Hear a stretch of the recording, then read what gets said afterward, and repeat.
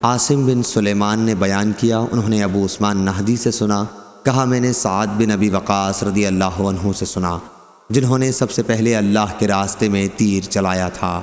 اور ابو بکرہ رضی اللہ عنہ سے جو طائف کے قلعے پر چند مسلمانوں کے ساتھ چڑھے تھے، اور اس طرح نبی کریم صلی اللہ علیہ وسلم کی خدمت میں حاضر ہوئے تھے۔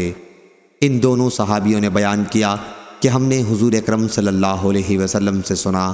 آپ فرما رہے تھے کہ جو شخص جانتے ہوئے اپنے باپ کے سوا کسی دوسرے کی طرف اپنے آپ کو منسوب کرے تو اس پر جنت حرام ہے۔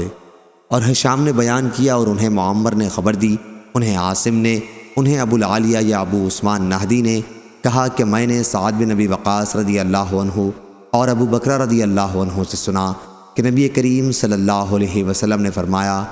عاصم نے بیان کیا کہ میں نے ابو العالیہ یا ابو عثمان نہدی رضی اللہ عنہ سے کہا، آپ سے روایت ایسے دو اصحاب سعد اور ابو بکرہ رضی اللہ عنہ نے بیان کی ہے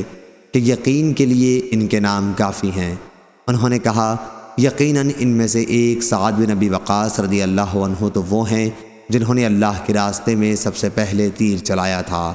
اور دوسرے ابو بکرہ رضی اللہ عنہ وہ ہیں جو 30ویں آدمی تھے ان لوگوں میں جو طائف کے قلعے سے اتر کر حضرت صلی اللہ علیہ وسلم کے پاس آئے تھے۔ صحیح بخاری حدیث نمبر 4326 4327۔